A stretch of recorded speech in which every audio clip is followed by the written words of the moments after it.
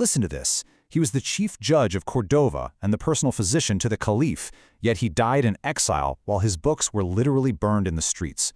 Welcome to this explainer, where we are diving into the absolutely extraordinary life of Abu al-Walid Muhammad ibn Rushd, famously known in the West as Averroes.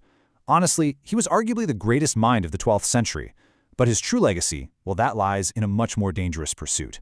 He went on a relentless, lifelong quest to prove that faith and reason, religion and science, are fundamentally just two sides of the exact same truth. Truth does not oppose truth, but rather agrees with and bears witness to it.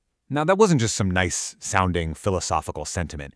It was the central mission of Ibn Rushd's life. It was his battle cry. You have to remember, he lived in a medieval world where the brilliant light of ancient Greek philosophy was increasingly clashing with established Islamic theology. And at the time, many people firmly believed you had to choose one or the other.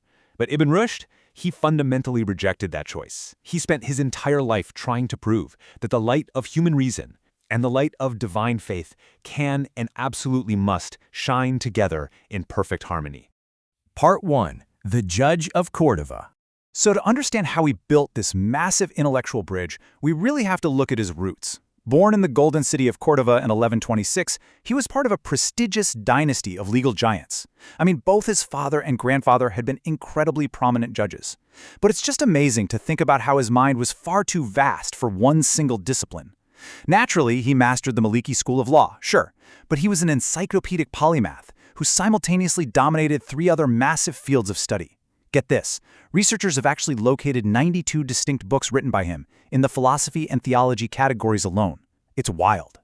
And as he rose through the ranks to ultimately become the Chief Judge of Cordova, he wrote the definitive textbook on Maliki law. But he didn't write it the way everyone else did back then. In his day, studying law had just become this endless rote memorization of individual cases and branching opinions. Ibn Rushd thought that was entirely the wrong approach. Actually, scratch that, he thought it was completely backwards. Instead, he established general jurisprudential maxims, foundation rules essentially, to help judges understand the deeper causes behind legal disagreements. He actually wanted jurists to think for themselves, to use their intellect to figure out decisions for totally new, unprecedented situations. Part 2. The Universal Healer. Now, his pursuit of knowledge definitely didn't stop at the courtroom doors. While he was dispensing justice, he was also deeply investigating the human body. He wrote a medical masterpiece known in the West as the Collegiate, and it was so remarkably advanced, so structurally sound, that it served as a standard textbook in European medical schools for over 500 years, right up until the beginning of the 19th century. Half a millennium. That is just staggering staying power. And it's fascinating because he brought the exact same mindset to medicine that he brought to the law. He didn't want a textbook of infinite memorized symptoms. He believed medicine was an art of possibilities based on true scientific principles. By focusing on the universals of medicine, the real foundations and rules of anatomy and health, he completely elevated it. He took it from guesswork and turned it into a rigorous science based on careful observation and logical deduction. Part 3. The Grand Commentator. Okay, so here's where his life takes a legendary pivot from medicine and law straight into the realm of pure philosophy. He was summoned to the magnificent Almohad Palace courtyard by the Caliph himself. Now, the Caliph was a real lover of knowledge, but he was incredibly frustrated. He found the ancient works of the Greek philosopher Aristotle just way too dense to understand. So commissioned directly by the Caliph to unlock the minds of the ancients, Ibn Rushd spent decades on this massive project. He systematically wrote 3 totally distinct levels of commentaries for nearly every major work of Aristotle. He wrote short epitomes for beginners, middle paraphrases for deeper study, and these massive, line-by-line literal commentaries for elite scholars. And he had this almost unmatched respect for Aristotle. I mean, he actually claimed that in the 1500 years since the Greek philosopher's death, no human being had been able to add a single word worthy of attention to his works. No way, right? But to Ibn Rushd, Aristotle represented the absolute pinnacle of human intellectual achievement. Part 4. Bridging Faith and Reason. All right, now we're getting into the really controversial and impactful part of this explainer. His dangerous quest to reconcile medieval Islamic theology with ancient Greek philosophy. Because championing Aristotle in 12th century Spain, that came with intense theological risks. But in a brilliant short work called The Decisive Treatise, he argued as a judge that the Quran doesn't just tolerate philosophy, it actively obliges capable minds to study the universe through what he called demonstration. That's the strict, logical method of inference leading to absolute scientific certainty. To forbid qualified people from studying philosophy, he argued, was literally like forbidding a thirsty man from drinking cool, fresh water just because someone else once choked on it. So how did he avoid total chaos? Well, he realized not everybody processes information the exact same way. He argued that truth is singular, but the paths to get there are completely different. The Quran, therefore, speaks in ways everyone can understand. It has an inner meaning for philosophers who require strict logical demonstration. It has a dialectical meaning for theologians, and it has an apparent or metaphorical meaning for the masses who are naturally moved by rhetoric and parables.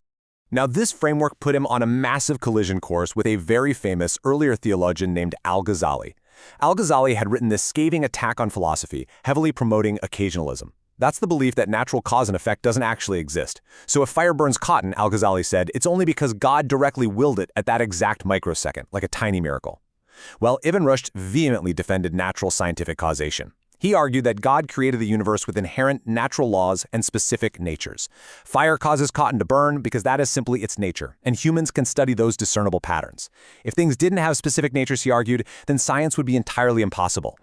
So, he fires back. In his decisive treatise and a huge fiery rebuttal book called The Incoherence of the Incoherence, Ibn Rushd methodically, literally page by page, dismantled Al-Ghazali's attacks. And the thing is, he wasn't doing this to tear down religion, not at all. He was doing it to protect the scientific enterprise for future generations, making absolutely sure that the study of the natural world wouldn't be suffocated by anti-scientific theology. Part 5. Exile and Enduring Legacy. But, the bridge of tolerance he built was incredibly fragile, and the political winds of Al-Andalus were shifting and shifting fast. Towards the end of his life, facing immense political pressure and turmoil, the Almohad rulers turned against him just to appease literalist religious critics. It led to a tragic downfall. Ibn Rushd was accused of heresy. The man who had been chief judge was exiled to the small town of Lucena. His life's work, his philosophical texts, were ordered to be publicly burned in the streets.